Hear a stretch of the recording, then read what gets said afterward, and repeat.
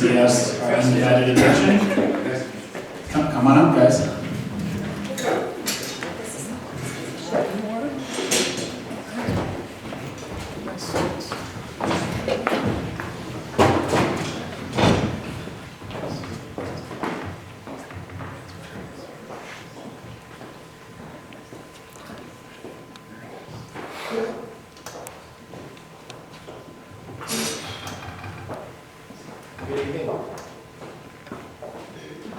Good evening.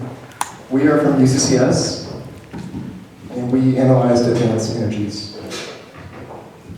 So the company is currently trading at 70.73. We believe that the intrinsic value is going to be 58.25, which is a 17% downside. Therefore, we are recommending a sell decision.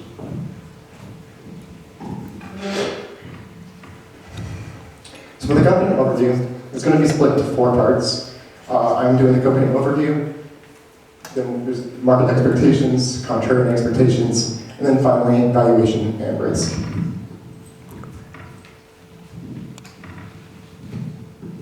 So AEIS consists of 3 lines of business. You have semiconductors, industrial technology, and support and services. Now, both semiconductors and industrial technology are related to specialty power, and then the support and services is just their repair and services line. Now, the majority of the revenue exposure for the company is coming from the specialty power line, about 85%. This graph right here basically just shows how cyclical the actual market that AEIS is conducting business in. And you can kind of see the past 20 years, the gains and busts. And finally, the demand for chips are driven by the end user demand. So it's going to take about, for the lead time for the company, it takes about 3 to 4 months for chip production, and it's going to take about 2 years for power systems. And recently, there's been no indication that the company has been growing order book for this. So I'm going to pass it on to Caleb for market expectations. Now let's look at market expectations and how we use those expectations to calibrate our model to the current stock price of $70.73. The semiconductor market is driven through big innovations in technology. And according to Len Jelinek, that major growth in technology is 5G. So looking at market expectations, we see a major boom in 2020 compared to the negative growth in 2019. We have a growth of 15% in 2020 and then consistent positive growth rates going all the way into 2023. A very bullish look at the market. Long-term growth is increasing to 7 to 9%. It went from 3 to 5% before. So what we did next is we calibrated a discounted cash flow model to tie it out to that current stock price using market expectations. And as you can see on the screen here, we have our calibrated sales increasing, very bullish look, and we also have analyst expectations, same type of look. Then we also did the same thing with gross margins, very bullish look, going out, rapid increases all the way up until 2023. And then we discounted all that with our WACC of a 9.28%, all the long-term growth rate quarter over quarter of 2.49%, and that's based off that 7 to 9% increase in long-term growth.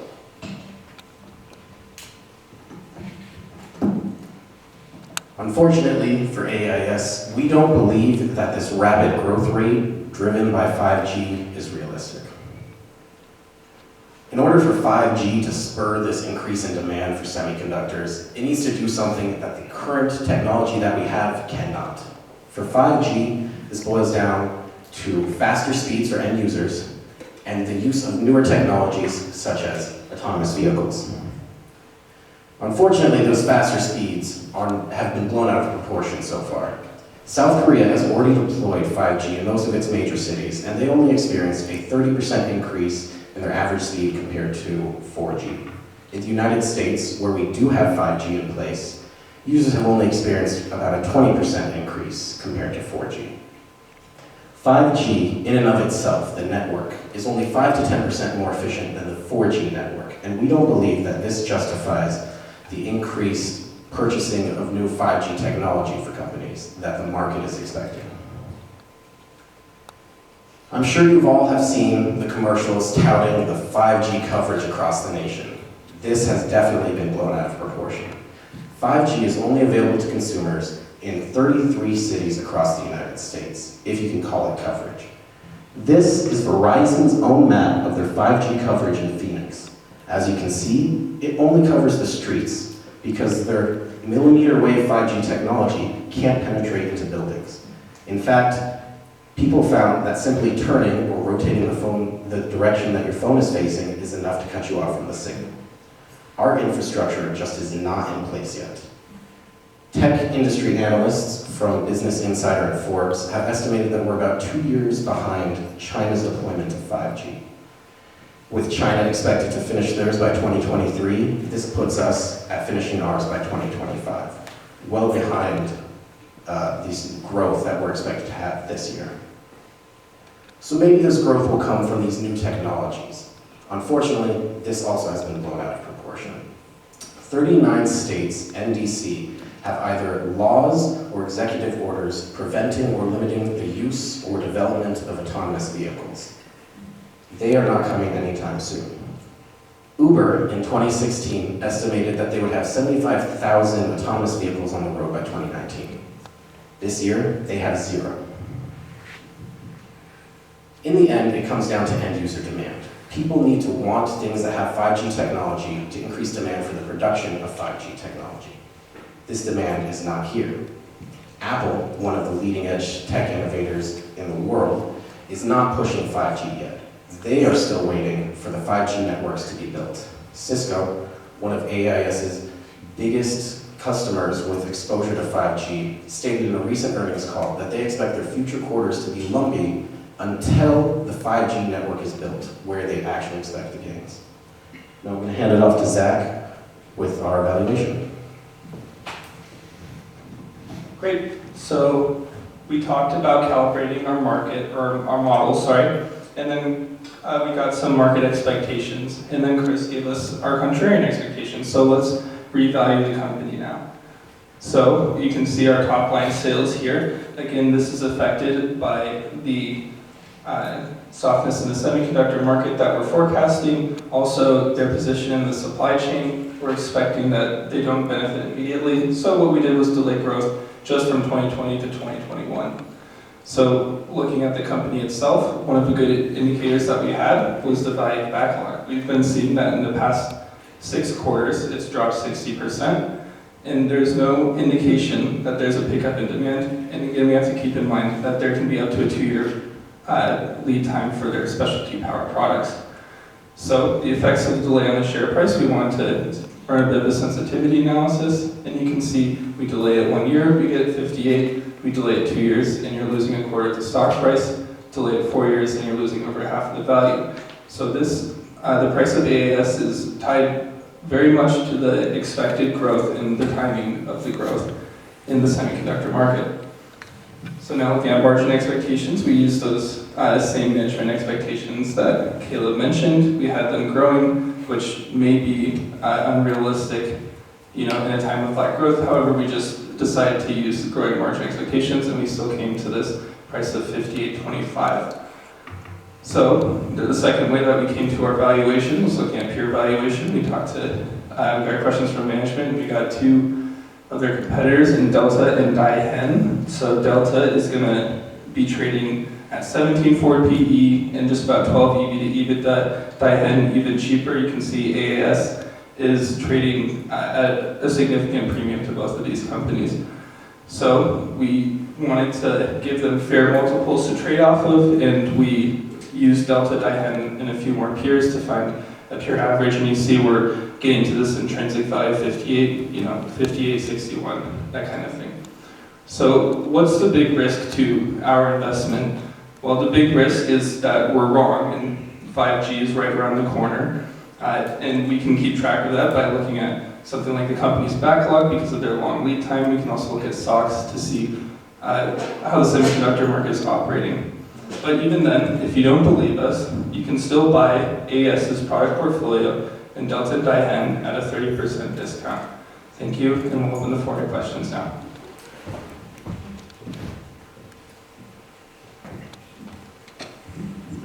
How are you allowing for the incorporation of the major acquisition, the Artisan acquisition?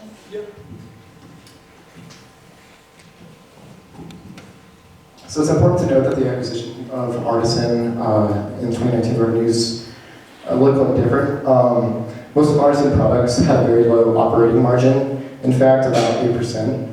And so we didn't feel that the effects on free cash flow were negligible.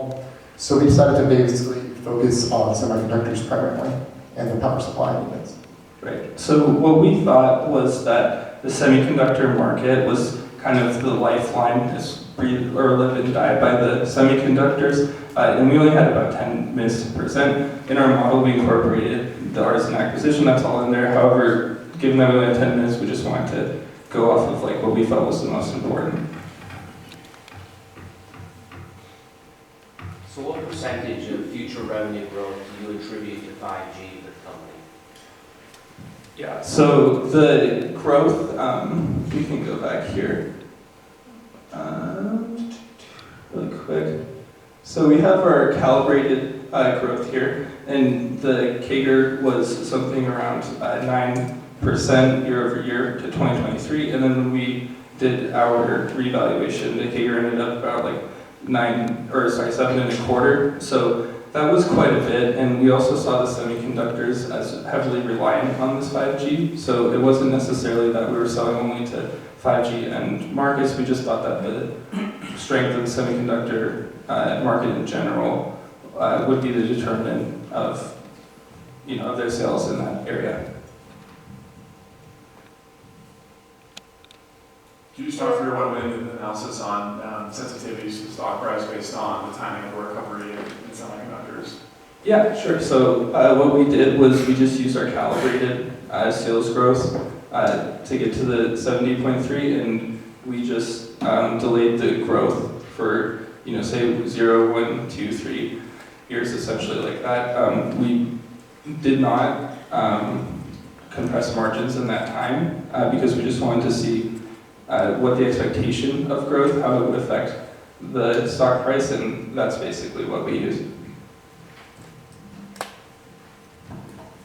Based on your assessment of the industry and its potential, do you consider the Artisan acquisition to have been an intelligent thing for the company to have done, and why? Looking at the Artisan acquisition, they kind of like expand themselves a little bit, but they also kind of left themselves open to kind of same cyclicality. And so yeah, they may have like pushed themselves a little away from like the kind of that cyclicality, but they're still very exposed to it. Yeah, we saw the diversification is very strong for their value. However, we haven't really seen how that's being integrated into the company yet. We only have the pro forma Q3 numbers, and obviously that's in a time of market downturn. So we think it's a good idea, and we think, again, diversifying away from this huge risk in semiconductors, awesome idea. However, we don't think it had a huge enough effect to really change the stock price one way or another, as far as we can tell. Can you tell me why a PE might be higher for them relative to their competitors? What might be some of the reasons for that? So a big influence in investment nowadays is passive investment with ETFs and things like that. And when it comes to hyped up industries like tech, a lot of things get pushed up along with everybody else. Most ETFs that include tech include AIS, but they don't include Dihen or Delta. So we believe a fair portion of that is due to the passive investment of everybody pushing up the market as a whole, but that just didn't include their competitors. You made a significant case that we're only at the very beginning and there's going to be a significant lag with 5G. Can you talk a bit about the food chain and where Advanced Energy is in that food chain and when they need to start selling to customers and manufacturing and that? So AIS would be at the very beginning of this food chain. They need to produce the power supplies for companies to produce the semiconductors. However, the demand needs to be there to produce the semiconductors for there to be the demand for the power supplies. So in the end, the demand needs to come from the customers, then to the producers, then to AIS. I think you made the comment that the 80s customers can buy from their Asian competitors for a 30% discount. I guess, how do you kind of get to that number, and why do they buy anything from AE if they can buy for a 30% discount from other players? Right. So these are both actually foreign companies. So one's Taiwan, one I think Japan. So there is that to consider. Another thing is that AIS has their relationships with customers already, and they are, effectively the market leaders in their position. However, when we do look at Daihen and Delta Electronics, we do see that they do produce comparable products. We looked at, if you guys have the report, I'm not sure, we did look at comparing some of Delta's products to AIS. A little bit more expensive for the end customer that could pay a little bit into it. We're looking at a slide with all this growth. At what point in time do you see a downturn? So we